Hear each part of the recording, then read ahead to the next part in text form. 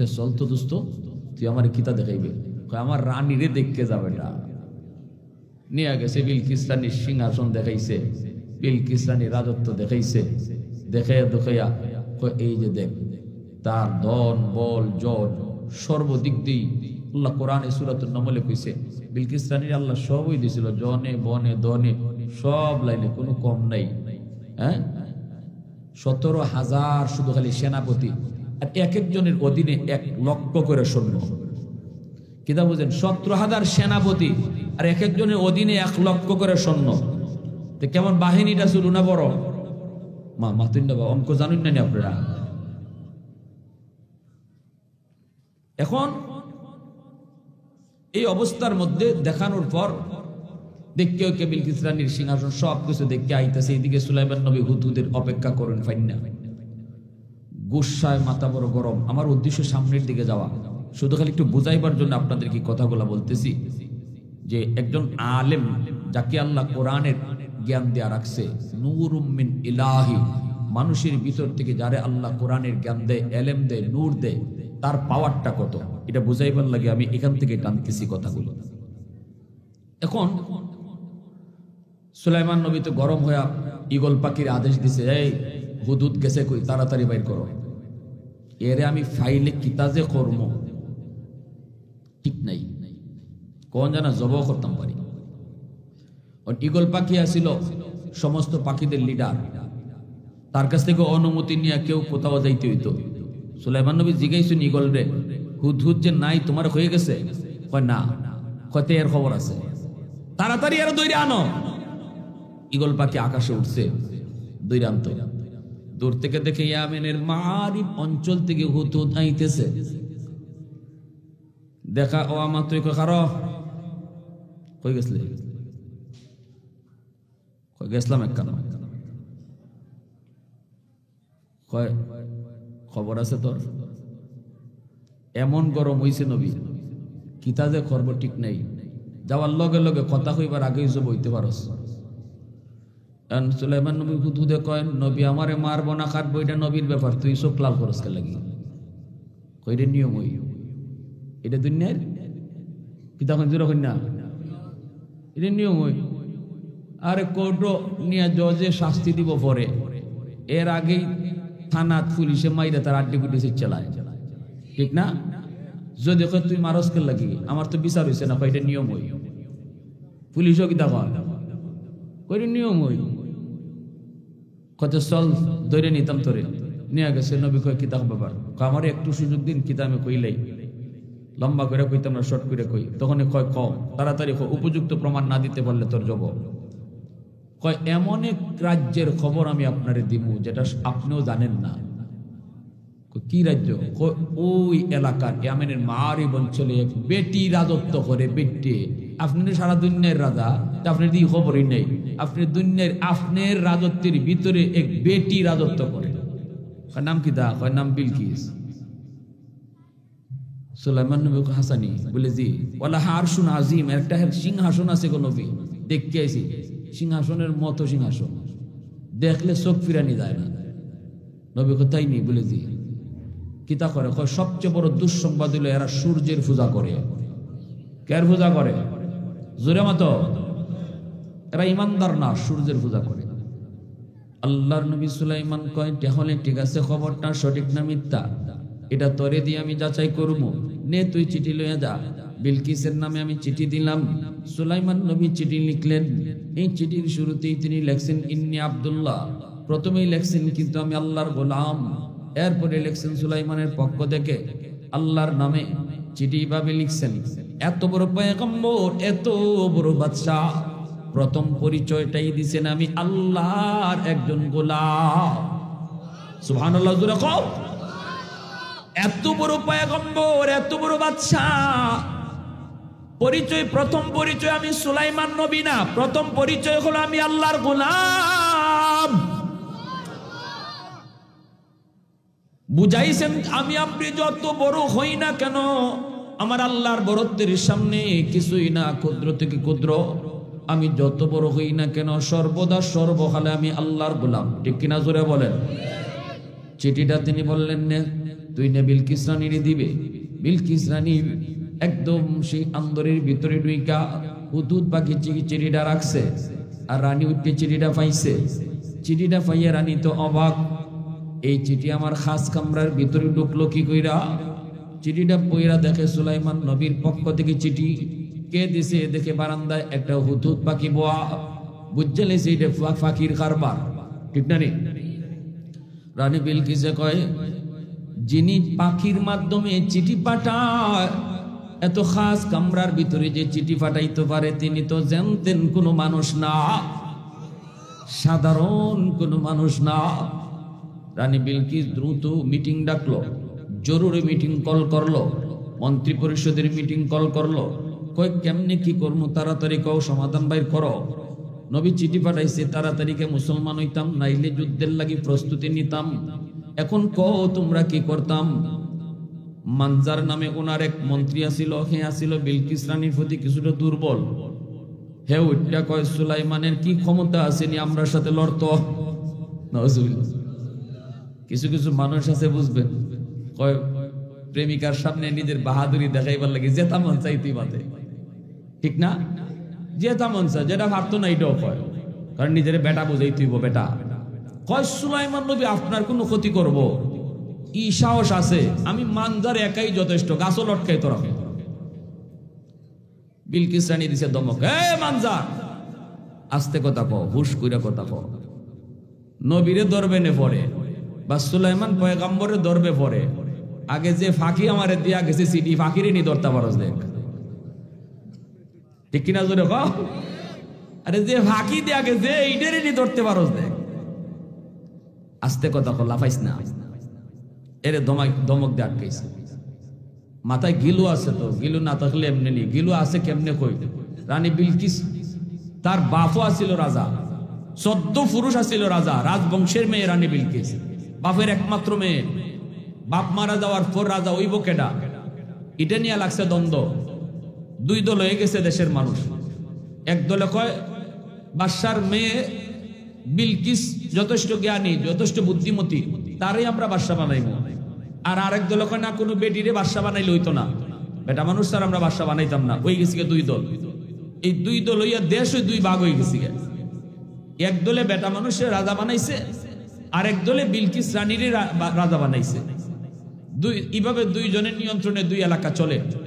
অল্প দিনের ভিতরে রানী বিলকিস তার বুদ্ধিমত্তার দ্বারা তার এলাকারে সুন্দর করে সাজাই লিছে। দেশ এত সুন্দর করে চালাইতেছে, পবিত্র কোরআনে সাইলাল আরিম কে আল্লাহ পাক যে বাদটার কথা বলছেন, এই বাদটা ছিল বিলকিস রানীর বাদা। সেটা এমন এক বাদ আছিল যে বাদের কারণে সমুদ্রের নোনা পানি ইয়ামেনে ঢুকতো না, আর বৃষ্টির পানি এই বাদের কারণে জমে থাকতো, যার কারণে অল্প দিনে রানী বিলকিসের এরিয়া ফুলে ফলে ফসলে ভরে উঠছে। ওই পুরুষ বাদশার এলাকার মানুষ খালি বাদশারে গিয়া কয়, তুমি বেটা হইয়া কিতা করো? বেটি হইয়া তার এলাকার যে উন্নত করছে, তুমি তো বেটা হইয়া কোনো লাভ হইতেছে না, দরকার নেই, আমরা বেটি বালা, আমরা হীরা নিবালা। এইভাবে দেখা দিছে এলাকার মাঝে একটা বিদ্রোহ। ওই রাজার পুরুষ বাদশার, সে মনে মনে কয় রানী বিলকিসের সাথে যুদ্ধ করা ছাড়া আমার কোনো পথ নাই, এখন যুদ্ধ বাধাই দিতে হইব, নাইলে আমার জনগণ উল্টে যেতেছি গা, তাই তো খুব বালা করে দেশ চালাই নিতেছে, এখন যুদ্ধ একটা বাধাই দিই। এরকম করে একটা পরিবেশ, যুদ্ধের পরিস্থিতি বাধাই দিতেছে, লাগিয়ে যাবো যে কোনো সময় যুদ্ধ। এই অবস্থা রানী বিলকিস কি পরিমাণ বুদ্ধিমতী নারী আছিল, সে চিন্তা করছে এত জনগণ মারা যাবে একটা যুদ্ধ হইলে, এটার থেকে দেশে বাঁচানি কেমনে। এমনি তাই বুদ্ধি কইরা একটা চিঠি লেখছে ওই পুরুষ বাদশার কাছে। চিঠিটা লেখছে প্রেমের চিঠি। চিঠিটাকে ভালোবাসার চিঠি লেখছে, তোমারে একটা কথা যে কেমনে কই, আমি দীর্ঘদিন ধরে মনে মনে খালি কিন্তু কইবার সাহস পাই না। আসলে তুমি তো আমার মনের রাজ্যের রাজা হইয়া বইরিস, ওইসে নি কাম। এটা আসল কথা না বাতাস? মাতবা ও খালারুকের মানুষ, যুবকরা, এটা কি মনের কথা না বাতাস? দিছে বাতাস, আর তাই বালা করে ফুল চল। যেই ফুটবলে বাতাস দিলে বাতাস লয়, এটারে লাত্তি দিতে মজা, ঠিক না? যেই ফুটবলে বাতাস দিলে বাতাস লয় না, এটারে কেউ লাত্তিও দেয় না, বাতাস লইলেই লাত্তি দিতে মজা লাগে। তেহে বাতাস ফুরা লইছিল, একটা কথা কেমনে যে কই, প্রেমের কথা কইতে কইতে, ভালোবাসা কইতে কইতে শেষে কয় আমি তোমার বিয়া করতাম। হে ভাইয়া উস নাই, বেউস হয়ে গেছি। উত্তরে লেখছে, তুমি তো আমার মনের কথাটা কইছো, আমি তো মনে মনে খালি ইডুই চিন্তা করি, ঘুমাইলো তোমারই দেখি। এই কইরা দুইজনের মাঝে এরকম করে হয়তো তুমি যদি রাজি থাকো, রাজি, সব রাজি। দুইও দেশে জানাজানি হয়ে গেছি গা যে রানীর সাথে এই দেশের রাজার বিয়া হইতেছি গা। রানীর মন্ত্রীরা কয়, কি শুনলাম আপনি বলে বিয়া হইতেছেন? উনি কয়, হ্যাঁ আমি একজন রানী, তোমরা আমার সমান কেউ আসো যে তোমরা কাছে আমি বিয়া বইতাম? আমার তো একটা যৌবন আছে, আমার বাচ্চা কাচ্চা লাগবো, আমি বিয়া বইলে তো আরেক রাজার কাছেই বিয়া বইতাম হইব। তো হে একটা এলাকার রাজা, এজন্য আমি তার চয়েস করছি। তো অসুবিধা কি, তোমরা অসুবিধা কি? না অসুবিধা নাই, তবে হে তো সারা জীবন বিরোধিতা করলো, কত করছো কি হয়েছে, সে না রাজা দিছে কাম। কারণ বিয়ার সাথে হয়ে গেছে, অনুষ্ঠান হয়েছে, বাসর রাত্রে ইচ্ছা মতো তার মদ খাওয়াইছে রানী বিলকিস। খাওয়াইয়া এর বেউস বানাইয়া, রাতের আন্দাইরও বেউস বানাইয়া ঠান্ডা মাথায় এর কল্লা জবাই করছে। একবার আলগা করে লিছে কল্লা। কল্লা জব কইরা এই কল্লা দরবারের গেইটের মাঝে ঝুলাইয়া রানী বিলকিস রাতে ওই তার সিংহাসনে আবার চলে আসছে। সকালবেলা তার জনগণ আয়া দেখে বাদশার কল্লা ঝুলতেছে। তখন জনগণ কারে, এটা তো বিয়া আসিল না রে, জোরে মাতো, এটা খিতা আসিল না, কইরে তো বিয়া আসিল না, এটা তো রানী বিলকিসের চালাকি। খুব ভালোই হইছে, এ হারামজাদা আমাগো দেশের উন্নতিও করে না আর আমরার কথাও শুনে না, এটা ভালোই হইছে। এখন দেখা যায় সব রানী বিলকিসের জনগণ হয়ে গেছে। দেখছেন নি বুদ্ধি আসেনি না নাই? জোরে মাতো। আমাগো দেশও এক সরকারে 16 বছর 17 বছর দেশ চালাই গেছে, এমনি নি মাথাত আসিল কিছু মাল, ঠিক না নি? কত বেটাইনতে যে পানি খাইছো, খালি ছাত্ররার কাছে ধরা খাইলিছে, ঠিক না? আল্লাহ ধরে না, ধরে না, ধরে না, আল্লাহ কোন একটা উসিলায় এমন ধরা ধরে আর সুদবার জায়গা পায় না, এমন ধরা আল্লাহ ধরছে, এক কথাই শেষ। এজন্য বেশি পণ্ডিতি বালা না, বেশি চালাকিও বালা না। এখন রানী বিলকিস এইভাবে চালাইছে সিংহাসন, দেশ চালাইছে, রাজ্য চালাইছে।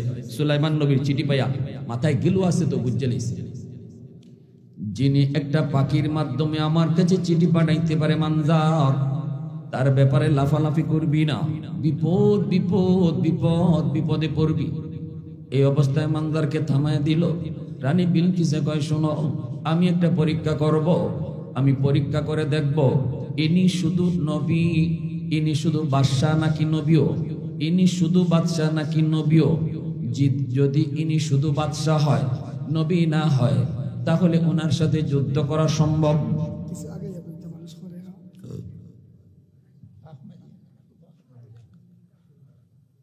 দুই একজন আছেন, বেশি না, অসুবিধা নেই, তোমরা বইবা না, খারাইলি ভাল লাগতেছে। ওই দেখছেন দেখছেন কেন লাগে আমি আর কষ্ট দিতাম, তার লাগে কোনো দরকার নেই। সুন্দর বসা আছে, সবাই নিরিবিলি কথা কইতে দেন। যারা ওখানে জায়গা আছে বওয়ার মতো সুযোগ সুবিধা আছে, শোনেন আমার কথা, মনোযোগ আমার দিকে আছে আপনাদের। কার কার আছে একটু হাত উঠে আল্লাহর দেখা। মাশাআল্লাহ, আল্লাহ তুমি কবুল করো। সবাই বলি আমিন, আরো জোরে আমিন। কয় আমি পরীক্ষা করবো, দেখেন কি বুদ্ধি। কয় পরীক্ষা করে দেখবো ইনি শুধু বাদশাহ নাকি আল্লাহর নবীও। যদি উনি বাদশাহ শুধু হয়, নবী না, তাহলে যুদ্ধ করা যাইতে পারে। কি কয় দেখেন। আর যদি আমার পরীক্ষায় প্রমাণিত হয় ইনি শুধু বাদশাহ না, ইনি আল্লাহর নবীও, তাহলে ফসমও ফালাইতে পারতায় না। কারণ নবীরা নিজের শক্তিতে লড়ে না, নবীরা লড়ে আল্লাহর শক্তিতে। আল্লাহু আকবার, জোরে কও আলহামদুলিমান কাদ্দারা খাইরাম ওয়া খাবালা। আলহামদুলিমান কাদ্দারা খাইরাম ওয়া খাবালা ওয়া শুকরু লিমান সাওয়ারা হুসনাম ওয়া জামালা। ফারদুন সামাদুন আন সিফাতিন খালকি বারিউন রব্বুন আযালিয়্যুন খালাকাল খালকা কামালা। লা জিদ্দা ওয়ালা নিদ্দা ওয়ালা হাদ্দা লিমাওলা। আল আনা কামা কানা ওয়ালাম ইয়ালকা যাওয়ালা। আল আনা কামা কানা ওয়ালাম ইয়ালকা যাওয়ালা। মুসলমানের আওয়াজে বলো আল্লাহু আকবার। কুলিল্লাহুম্মা মালিকাল মুলকি তু'তিল মুলকা মান তাশা ওয়া তানজিউল মুলকা মিম্মান তাশা ওয়া তু'ইজ্জু মান তাশা ওয়া তুযিল্লু মান তাশা ওয়া তুযিল্লু মান তাশা বিয়াদিকাল খায়র ইন্নাকা আলা কুল্লি শাইইন কাদির। সকল ক্ষমতার মালিককে, সকল ক্ষমতার উৎসকে নাকি জনগণ? আওয়ামী লীগ হিকায় গেছে, বিএনপি হিকাইতেছে সকল ক্ষমতার উৎস বলে জনগণ। এই আকীদা বিশ্বাস অন্তরে রাখলে শিরিক হইব। সকল ক্ষমতার উৎসকে একটু জোরে আওয়াজ দেয়া কাও কে? উলামায়ে কেরাম চিল্লায়, এমনে চিল্লায় শিরিকি আকীদা লইয়া দেশ চালাইবাই, আবার সময় মতো আকাশ থেকে মেঘ চাইবাই। আল্লাহ ঠেকাত করে রইছে তোমার লাগি, আল্লাহ তোমার কাছে ঠেকাত। হ্যাঁ, শিরিকি আকীদা লইয়া দেশ চালাইবা, আবার সময় মতো মেঘও চাইবা। আল্লাহ তোমার কাছে ঠেকাত না, তুমি আল্লাহর কাছে ঠেকাত। ঠিক কিনা? জোরে খাও। আলেম ওলামা চিল্লায় কেন লাগে? চেয়ারও বইবার লাগি না, দেশ বাঁচাইবার লাগি। আলেম ওলামা চিল্লায় এমপি হইবার লাগি না, গজব থেকে দেশে বাঁচাইবার লাগি। না বুঝা খালি আলেমরার বিরুদ্ধে ওলামা একেবারে ধরো, মারো, কাটো, জেল হারাও। মৌলবীরা বেশি বাইরে গেছি, কিন্তু চেয়ারও বইতে চায়। চেয়ারও বইবার লাগি না, তোমারে বাঁচাইবার লাগি। ঠিক কিনা? তোমার চেয়ার বাঁচাইবার লাগি, তাহলে তোমার চেয়ার উঠে গজব পড়বো। যে আকীদা লইয়া দেশ চালাও, যা করো। প্যারে হাজিরিন, এবার মন্ত্রী পরিষদ কয় ঠিক আছে, কি পরীক্ষা করবেন আপনি? কয় পরীক্ষাটা হলো আমি 1000 স্বর্ণের ইট দিমু সুলাইমান নবীর কাছে হাদিয়া। নাম লইমু হাদিয়া, মূলত আমি জানি এটা ঘুষ। আমি জানি কি ঘুষ। ইনি যদি 1000 স্বর্ণের ইট গ্রহণ করে তাহলে বোঝা গেল ইনি নবী না, ইনি খালি বাদশাহ। ইনার লোভ আছে। নবীর কোন লোভ থাকতে পারে না। 2 নম্বর একটা পরীক্ষা করবো, একটা পাথর দিমু। পাথর, এই পাথরটার ভিতরে থাকবো চিকন একটা ছিদ্র। এই ছিদ্রটা পাথরের ভিতরে থাকবো আঁকা বাঁকা। এই পাথরটার ভিতরে নিয়ে একটা সুতা ঢুকায় দিত। এটা মানুষের পক্ষে সম্ভব না। এই 2টা জিনিস আমি দিয়া মানজারকে মানজার যা যা 100টা স্বর্ণের ইট নিয়ে তুই যা, আর এই পাথরটা লইয়া দা, যাইয়া ওনাকে বলবি যেন সুতা ঢুকায় দেয়। মানজার রওয়ানা দিছে লোক লইয়া। এইদিকে হুতুত পাখি আইসা কই, নবী গো, রানী বিলকিস আপনার চিঠি কইরা এই কইছে, এই ওইছে, এখন এই ওইতাছে আইতাছে। কিতা লইয়া? কয় 1000 স্বর্ণের ইট লইয়া আইছে, আপনারে ঘুষ দিত। আর কিতা? কয় একটা পাথর দিছে, ভিতরে বলে একটা চিকন একটা রাস্তা আছে, এটাও বলে তেরা বেড়া। এইবার বলে আপনার একটা সুতা ঢুকানি লাগবো। নবী কয় আচ্ছা। নবী তো অ্যাডভান্স মেসেজ পেয়ে গেছে। এমনি নবী দেওদানবরে কয় 18 মাইল পর্যন্ত তোরা স্বর্ণের রাস্তা বানায় রাখ।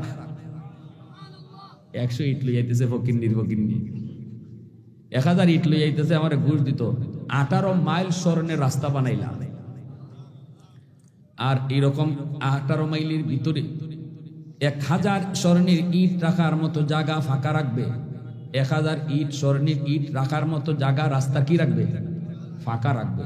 আর 2 সাইডে দিয়ে গরু ছাগল বাইন্দা রাখবে। গরু ছাগলে যেন সেনা এলে দায় স্বর্ণের উপরে। বুঝিনি খা? মানজার 1000 স্বর্ণের ইট লই আইতেছে, লোকজন লই আইতেছে ঘুষ দিত। আইয়া যখন 18 মাইলের ভিতরে ঢুকছে, কইটা গীতা দেখা যায় চকচক করে। ফাউ দিয়ে ওই দেখে শোনা শোনা লাগে। কই কিতাবে এটা হাসুই শোনা না ডুপ্লিকেট? একটু দেখছেন? স্বর্ণটারে পরীক্ষা করার জন্য পাথর দিয়ে ঘষা দিয়ে দেখি 100% 22 ক্যারেটের সোনা। এখন তো মনে ক্যারেট আরো বাড়ছে, 24 ক্যারেটের মনে আছে। তো এইরকম একদম 100% স্বর্ণ।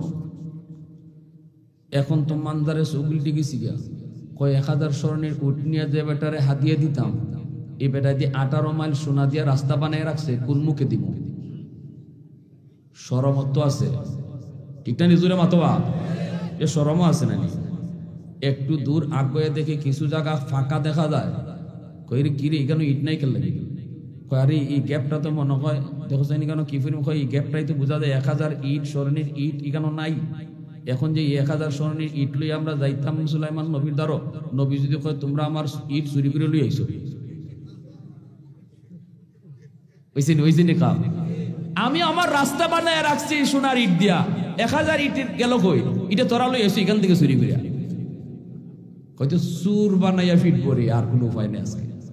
আজকে ফিটার তালো আছে এনে মানজারে কয় সাথে কয়েকটা কয় যদি অন্তত সুর থেকে চুরির থেকে বাঁচতে চাও, মাইর থেকে বাঁচতে চাও, যে ইটলাইন আনছো ইটলাইন ইগান ওই রাস্তার তো রাখো বিছাইয়া। ওই যে গ্যাপটা আছিল ওই গ্যাপের মাঝে নিজের ইট তৈয়া গেছে। এখন মানজারে কয় একটু দেখিয়ে যায় লোকটারে, ফিরত যখন যেত না, গেছে নবীর কাছে। নবীর কাছে যাওয়া মাত্রই সুলাইমান নবী কয় কি ব্যাপার মানজার, এর আসমান ভাঙ্গে পড়ছে। আল্লাহ সিরিয়া জীবনে কোনোদিন আইলাম না, আমার নাম জানলো কেমনে এই হাই রে কিতা যে ওই বললা আজকে আল্লাহ জানে, আমি তো কত কথা কইছি ঠিক না। এর ভিতরে কিন্তু বন্ধুরও আছে। হে রানী বিলকিসের সামনে বেটাগিরি দেখাই বললে কত মাত মারছিল না নি, কই ইতানি আবার হুন্যুন্যে লাইছে আল্লাহ জানে। সুলাইমান নবী কয় মানজার তোমার রানী আমার সিটির উল্টা বুঝছে, ভুল ব্যাখ্যা বুঝছে, রং নাম্বারে ডায়াল দিছে, কল করছে রং নাম্বারে, আমারে তোমার রানী কিনতে চাইছে। সুলাইমান নবীরে কিনা যায় না, আমাদের দেশে বউ, আমাদের দেশে দামান কিনা যায় মোটরসাইকেল দিয়া, ঠিক না? লন্ডন পাঠাইবার কথা কইয়া, হ্যাঁ ফ্রিজ দিয়া দামান কিনা যায়, কিন্তু নবী পয়গম্বরের কিনা যায় না। সুলাইমান নবী কয় তোমার রানী আমার কিনতে চাইছে 1000 ইট দিয়ে, ইট কই রাখছো ওইখানে তুই এইছো নি, কয় সুরির ডরে এখানে তুই এইছো, পাথরটা দিলাও। এখন তো মানদারে আসমান নাই গো আল্লাহ, এই পাথরের খবর তো আমি ছাড়া আর রানী বিলকিস ছাড়া কেউ জানে না। এই পাথরের খবর জন্য নবী ফাইলিছে, তাইলে আমি যে কইছিলাম রানীর সামনে সুলাইমান রে গাছে লটকাইব, এটাও তো জেনে লিছে। এর পাতলা বাগানা শুরু হয়ে গেছিল, পেট গরম। এখন যে আমার কোন দশা হয়, সুলাইমান নবী তো সবই জানছেন, সবই শুনছেন, কিন্তু বাকি কথা আর তাই কইছেন না, না কই এখন পাথরটা দেও, পাথরটা দিছে, দিছে পরে সুলাইমান নবী একটা ফিফরারে ডাকছেন, খারে ডাকছেন। রাস্তা তো পাথরের ভিতরে, রাস্তা তো শুরু না নেই, এই শুরু রাস্তাতে যদি সুতার দোকানি লাগে তো এটা মানুষের দ্বারা সম্ভব, এটি ফিফরায় পারবো। ফিফরা একটা রাতলে এখন এই সুতা রাখা মধ্যে ধর দইরা তুই সিদ্রের ভিত্তিতে হামাইয়া হিভাগে বাইর, সুবহানাল্লাহ জোরে কোকা, আরো জোরে কোকা। সকল ক্ষমতার মালিক কে? পিঁপড়া এই ছিদ্র দিয়া ঢুকলো, ওই ছিদ্র দিয়া বের হলো, সুতা ঢুকায়া দিয়া দিল, আর নবী কইল যাও তোমার রানী বিলকিস রে নিয়ে এটা দিয়া দাও। মানজার যায় আর ফিসি দেখালি চায় ধরে নিলা কেউ, যায় যায় যায় যায়, যাইতে যাইতে রানী বিলকিসের সামনে হাজির। বিলকিস রানী কই কিতারে মানজার খবর কিতা? কয় খবর কইও না, তোমার মতো ফকির নিয়ার নাই, যে বেটায় 18 মাইল সোনা দিয়া রাস্তা বানায় রাখছে, এই বেটারে তুমি 1000 স্বর্ণে ইট দিয়ে ঘুষ দিতে চাইছো গো রানী, তুমি যে ফকিরনি। আজকে যে কপাল লইয়া বাচ্চা আইছি, বাচ্চা যে আইছি, কই কিতা এই ঘটনা। এখন আমরা যে ইট দিসলা 1000, ইটে আর বাসার দ্বারা নিতামই পারছি না চুরির ডরে, কারণ এখানে থয়ে গেছি গা। এর ফলে যে ভাত্তর যেতে কয় ভাত্তর কই নেও, যে নেও নেও নেও নেও সোনার সান খান দিছে, কয় ইট সুটা হারাইলো কেন? কয় ফিফরায় হারাই দিছে। রান্না কয় মানজার বেটাগিরি যে করছিল এখন বুঝ, যদি খালি তোর কথা মতো আমি নাচতাম উপায় নিয়ে আসিল, বুঝছত নি তাই খালি বাদশা না নবী যে কয় বুঝছি গো রানী, বুঝছি, আমার বুঝে গেছে। এইবার রানী বিলকিসে কয়, রানী বিলকিস তার সিংহাসনের ভিতরে খাস কামরার ভিতরে ঢুকছে। সুলাইমান নবীর প্রতি রানী বিলকিসের প্রেম ভালোবাসা বেড়ে গেছে। আল্লাহু আকবার। ঘুমাইতে গেল সুলাইমান নবীর কল্পনা, মনে মনে শুধু কয় আমার স্বপ্নের রাজকুমার মনে হয় পেয়ে গেছি। উলফত মে বরাবর কে ওফা হো কে জফা হো, হর চিজ মে লজ্জত হয় গর দিল মে মজা হো, এক চশমে জদুন গাফিল যা শাহে নবাশি, शायद की निगाहें को नदागाह नबशी, शायद की निगाहें को नदागाह नबशी। মুসলমানের আওয়াজ দেখো আল্লাহু আকবার। এইদিকে আমার ভাইয়েরা বন্ধুরা, সুলাইমান নবী প্রস্তুত। সুলাইমান নবী তো ইসলামের দাওয়াত দিয়ে চিঠি দিয়ে দিয়েছিলেন। রানী বিলকিসেরা জানায় দিল আমরা এত তারিখে সুলাইমান নবীর কাছে চলে যাব, আত্মসমর্পণ করব, ওনার ধর্ম গ্রহণ করব। প্রস্তুতি নিতে লাগলো। সৈন্য পরিষদ লইয়া, মন্ত্রী পরিষদ লইয়া আসতে রওনা দিবে। এত তারিখে হুদহুদ পাখি নবীরে এটাও আয়েশা জানায় দিছে, নবী গো, রানী বিলকিস আত্মসমর্পণ করেছে, আপনার কাছে সারেন্ডার করবে। তবে মনে মনে দিলে দিলে প্রেমেও পড়ে গেছে। সুলাইমান নবী কয়ে আমার রাজমহলটা তোমরা সুন্দর করে সাজাও, সুন্দর করে তোমরা সাজাও। আর রানী যেই মহলে থাকবো একটা মহল বানাও। দেবদানবরে কইছেন অল্প দিনের ভিতরে তোমরা হীরামণি মুক্তা জৌহর দিয়ে একটা মহল তৈরি করো। এই মহলটা হবে রানী বিলকিসের। চতুর্দিকে যখন সাজসজ্জা শুরু হয়, সুলাইমান নবীর ইনার এক মন্ত্রী এসে কয়ে কিতাব আপসব তো বেশি বালানা দেখি, বেটি আইব, বেটির লাগে অত আয়োজন কিতা, মনে মনে কিতা বিয়া শাদী করি লিতা না তা। সুলাইমান নবী কয়তে করলে অসুবিধা কিতা? কয় দুইটা সমস্যা আছে। কয় কি সমস্যা? কয় আমরা শুনছি রানী বিলকিস জিনের ফুরি। রানী বিলকিসের মা ছিল জিন, বাবা ছিল মুসলমান, অতএব জিনের ফুরির আপনি বিয়া করবা কেমনে? সুলাইমান নবী কইতে এটা পরীক্ষা করার ব্যবস্থা আছে আমার। যদি জিনের খাসলত ইলার মাঝে বেশি থাকে, জিনের মতো যদি শরীরে পশম থাকে, তাইলে বিয়া করতাম না, এটা পরীক্ষা করবো। আরেকজন আয় কয় বুদ্ধি কম। সুলাইমান নবী কয় বুদ্ধি কম? বেটারে রাত্রে মাইরে তুই কল্লা জুলাই আর বুদ্ধি কম। এরপরেও বুদ্ধি পরীক্ষা করার লাগি এটাও আমার ব্যবস্থা আছে। একটা মহল বানাও, আর মহল বানাই চতুর্দিকে ফানি রাখবা, মহলের চতুর্দিকে ফানি। আর দেও দানবরে কইসুন এই মহলও যাইবার লাগি ফানি ফারিয়া দেওয়ান লাগবো। আর ফানি যে ফারিয়া যাইতে ফানির উপরে একবারে কাচের, স্বচ্ছ কাচের ব্রিজ দিবা, যেন এই ব্রিজ বুঝাই না যায়, বুঝা যায় ফানি। কেল্লাগি সুলাইমান নবী কইছেন এটাও পরে কইমু, কেল্লাগি আমি এই পরীক্ষা করতেছি বুদ্ধি আছে না নাই, এই দুইটা জিনিস রাখছেন। এরপরে সুলাইমান নবী কইন তুই রানী যাইব আইয়া বইতো কুনানো, আমার সিংহাসন তো আমার, এই বেটির অত বড় এক বেটি আইতেছুন, তে তাইন বইতা কুনানো, তাইনের লাগে তো সিংহাসন একটা লাগবো। তো শুনছি হুজুর তুমি কইসলাই না বলে বিলকিস রানীর একটা সিংহাসন আছে খুব দামি, বলে জি হুজুর আমি নিজের চোখে দেখছি, যেন সিংহাসনটা কিতা যে বানাইছে তাই। তো সুলাইমান নবী কোন তাইলে এই সিংহাসনটাই আইনই আমার দ্বারা রেখে দিমনে, আমি আমারটা দোয়া আর তাইনেরটা দোয়া থাকবা। তখন আনন্দ কেমনে তাই তো রানা দেলাইছে। আর 7টা 8টা গেইটের ভিতরে সিংহাসন ঢুকাইল, প্রত্যেকটা গেইটের তালা মারা। সাবি এই রানী বিলকিসের কুসো, এই 8টা গেইটের ভিতরে এই সিংহাসন, এখান থেকে তাই রানা দেলাইছেন এর ভিতরে এই সিংহাসন আমার দ্বারা আইতো কেডায় পারবায়।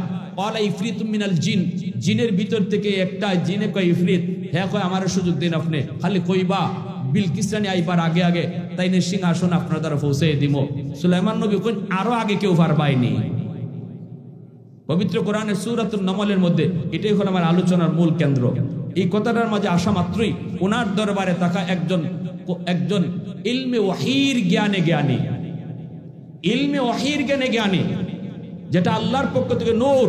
এই যুগে যারা উলামায়ে কেরাম কোরআনের জ্ঞানী, এরকম একজন জ্ঞানী আলেম সে দরবারে কইতেছে জাহাপনা আপনি যদি আমার অনুমতি দেন তাহলে আপনি চোখ মুছবেন আর খুলবেন, এর ভিতরে সিংহাসন হাজির হয়ে যাবে।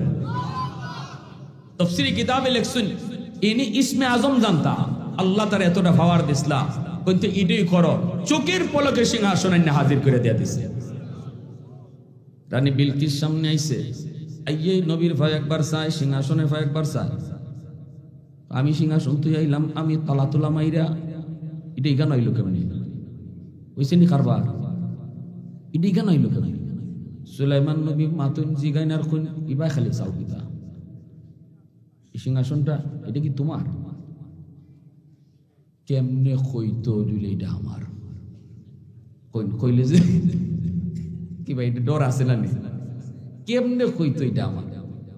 আবার আমার নাও কেমনে উনি কয়, কারণ একবার সেম কিন্তু কিছুটা খালি বদলাইছে। সুলাইমান নাকিরু একটু এদিক সেদিক করে রাখো একটু। তখনই কি হইতেছে, কয় আমারটার মতোই। ওই নবী কইছেন যে তোরা কেডায় কইসলাই রে বুদ্ধি নাই, ওই হুন্যা জাকিতা জবাব দিছে, এটা বুদ্ধিমতির জবাব। আমার ও কয় নাই, আমার নাও কয় নাই, কিতা কইছে আমারটার মতোই। এরপরে নবী কইতে যাও তোমার মহলে যাও। মহলে যাওয়ার সময় গিয়ে দেখালি ফানি, তখন ফানি দেখে উনি ফাও তুলা দিছে। ফানি দেখলেও তো আমরা স্বাভাবিকভাবে মানুষের অভ্যাস হলো কাপড় তুলন দেওয়া, ঠিক না? ফানির নাম্বার আগে তো আমরা কাপড় তুলি, এটা কেউ কইয়ে দেওয়ান লাগে জবা কাপড় তুলো, তাই তো একটু কাপড় তুললে নবীর উদ্দেশ্য হইলো কাপড়টা তুলতো আর দেখতাম শরীরে ফসম কিটা জিনের মতো না তা। তুই দেখুন যে না মানুষের মতোই, এটাও প্রমাণিত হয়ে গেল। এখন আসলে জিনের মেয়ে যে এটা কোনো সহি রাওয়ায়াতে নাই, এরকম কোনো নাই। তবে এই ঘটনার পরে আরো অনেক লম্বা ঘটনা, যে ঘটনাগুলা সবকিছু কোরআনে নাই, কিছু ইসরায়েলি রাওয়ায়াত আছে যেগুলা সম্পূর্ণ সহি হাদিসে নাই। সুলাইমান নবী সব জানার পরে তারপরে তারে বিয়া করলা, বিয়া কইরা এর পরে ইসলাম গ্রহণ করার পরে ওই ইয়ামেনের মারিব অঞ্চলের আবার গভর্নর বানাইয়া পাঠাইলা, তুমি ওই দেশেই রাজত্ব করো, তবে সুলাইমান নবীর অধীনে। এজন্য কোনো মহিলা বাদশা হইতে পারে না, সে কোনো একটা কি কয় ডিস্ট্রিক্টের জজ হইতে পারবে, সে কোনো একটা এরিয়ার গভর্নর হতে পারবে, তার উপরে ঊর্ধ্বতন অফিসার অথবা একজন কমান্ডার থাকতে হবে, যার অধীনে সে কাজ করবে, ঠিক কিনা জোরে বলেন? এজন্য আমার ভাইরা, আল্লাহর নবী কয় জানো না উলামায়ে কেরামের পাওয়ার, তোমরা জানো না, তোমরা বুঝো না। আসমান জমিনের আর যত মাখলুক আছে সবাই বুঝে, সবাই বুঝে, সবাই বুঝে। এজন্য নুরুদ্দিন গওহরপুরী রাহমাতুল্লাহি আলাইহি সিলেটের জমিন থেকে তিনি ময়মনসিংহ যাইতেন, আসরের নামাজ পড়েছেন তিনি সিলেটে, মাগরিব পড়ছেন যায় ময়মনসিংহে। কোন বিমানে যাইতেন? কোন বিমানে যাইতেন? কয় কোনো বিমান না, নুরুদ্দিন গওহরপুরী রাহমাতুল্লাহি আলাইহি জিনরা ওনাকে এক জায়গা থেকে আরেক জায়গায় পৌঁছায় দিত। ওই যে চুনারোগারে 7 দিন ব্যাপী তফসির হয়, আমিও একদিন তফসির করি। হুজুরা কয় হুজুর একদিন আমাদের এখানে মাহফিল করলেন, রাত 2টা বাজে। হুজুরা কয় আমি চলে যাব গহরপুর, আমারে তাড়াতাড়ি তোমরা গহরপুর চলে যাব। আমি চলে যাব। কইয়ে হুজুর নেমে গেছেন। আমরা বললাম হুজুর এত রাতে কেমন করে গহরপুর পাঠাবো? হুজুর কয় আমি কি বলছি তোমরা ফাটাও? আমি কইছি আমি যাই মুগা। এই বইলা তিনি বাজারে চলে আসছেন, মাদ্রাসা থেকে নামছেন, রাত বাজে 2টা, কোনো গাড়ি নাই, ঘোড়া নাই, কোনো